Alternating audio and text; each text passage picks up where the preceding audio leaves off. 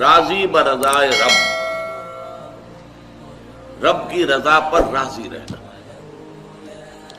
یہ بات کہ جو بھی کچھ ہوا یا ہوگا وہ اذن رب کے بغیر نہ ہوا ہے نہ ہو سکتا ہے.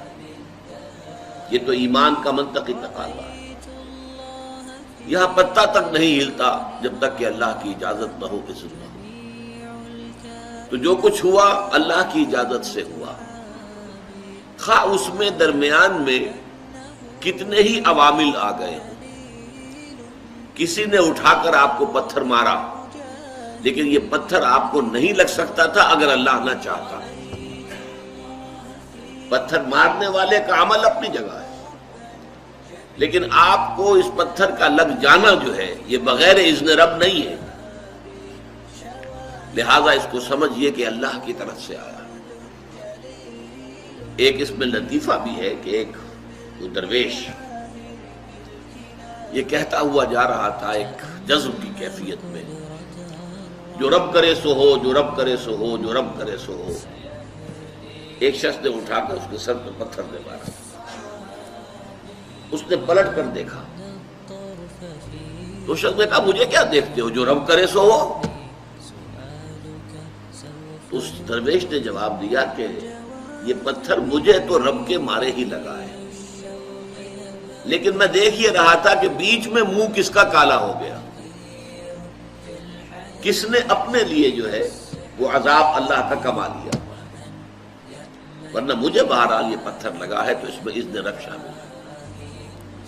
اچھا، اب جو شے اذن رب سے ہو رہی ہے، بندہ مومن کا اگر اپنا تعلق اللہ کے ساتھ مخلصانہ ہے، اس میں منافقت نہیں ہے، اس میں ریا نہیں ہے، اس میں دھوکہ نہیں ہے، اس میں فریب نہیں ہے.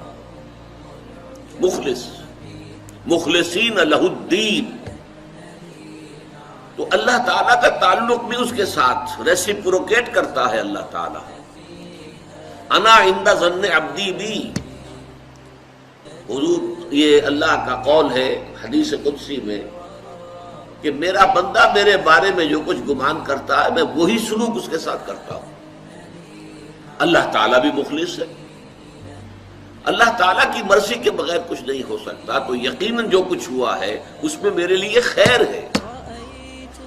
چاہے فوری طور پر مجھے ناگوار گزرا ہے، مجھے تکلیف ہوئی ہے، میرے لیے یہ شے جو ہے ناپسندیدہ ہے، لیکن ان دی لانگ رن مجھے یقین ہے کہ اس میں خیر ہے. بیدک الخیر انک علی کل شیء قدیر. اے اللہ تیرے ہاتھ میں خیر ہی خیر ہے، تو ہر چیز پر قادر ہے. اچھا، جو ہوگا وہ بھی اذن رب کے بغیر نہیں ہوگا. یہی تصور اس کے بارے میں ہونا ضروری ہے. اسی کا نتیجہ یہ نکلتا ہے جس کو قرآن مجید بار بار کہتا ہے، بار بار کہتا ہے، بار بار کہتا ہے، لا خوف علیہم ولا هم یحزنون. کیا مطلب اس کا؟ نہ ان پر کوئی خوف ہے نہ حزن سے دو چار ہوتے ہیں. عام طور پر یہ سمجھا جاتا ہے کہ یہ آخرت میں ہوگا. آخرت میں تو بتمام و کمال ہوگا، دنیا میں بھی ہوتا ہے. خوف کس بات کا بھائی؟ ہوگا وہی جو میرا رب چاہے گا. وہ میرا دوست ہے، میں اس کا ولی، وہ میرا ولی. الا ان اولیاء اللہ لا خوف علیہم ولا هم یحزنون.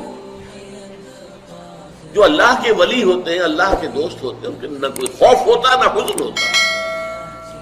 خوف کس بات کا؟ ہوگا وہ جو اللہ چاہے گا، اور جو کچھ اللہ چاہے گا اس میں کوئی نہ کوئی خیر ہوگا، چاہے فوری طور پر مجھے نظر نہ آئے.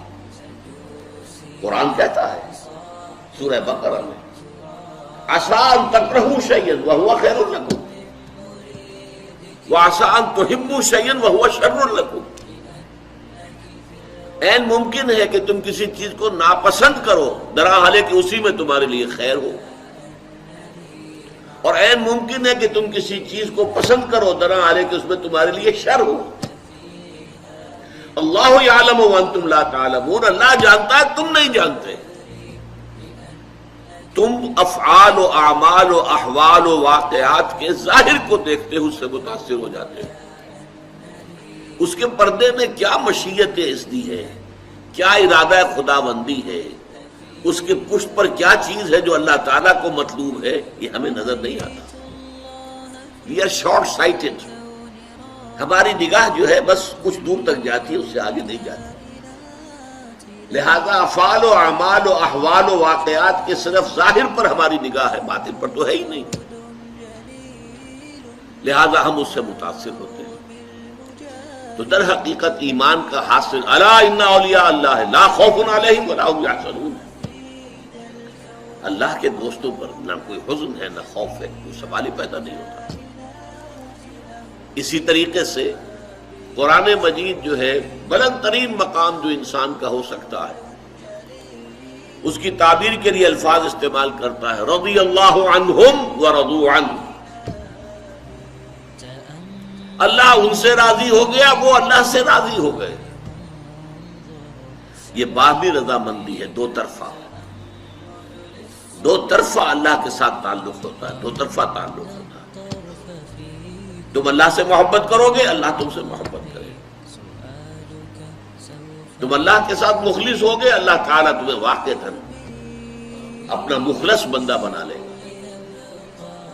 تم اللہ کی طرف چل کر آؤ گے، اللہ تمہاری طرف دوڑ کر آئے گا.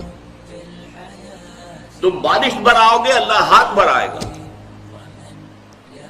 تم اسے محفل میں یاد کرو گے، اللہ اس سے کہیں بہتر محفل میں تمہارا تذکرہ کرے گا، ملائکہ مقربین کی محفل میں. تم اللہ کو اپنے دل میں یاد کرو گے، اللہ اپنے جی میں تمہیں یاد کرے گا. یہ دو طرفہ معاملہ ہے. تم اللہ کی مدد کرو گے، اللہ تمہاری مدد کرے گا. ان تنصروا اللہ ینصرکم ویثبت اقدامکم. اگر تم اللہ کی مدد کرو گے، اللہ کی مدد سے مراد کیا؟ اللہ کے دین کی مدد، اس کی نصرت. اللہ تمہاری مدد کرے گا. یہ رضی اللہ عنہم ورضوا عنہ سورہ مائدہ میں بھی آ رہا ہے، سورہ توبہ میں، سورہ مجادلہ میں، سورہ بینہ میں 4 مرتبہ ہے. دین کی بات پھیلانا صدقہ جاریہ ہے. ثواب کی نیت سے ویڈیو کو شیئر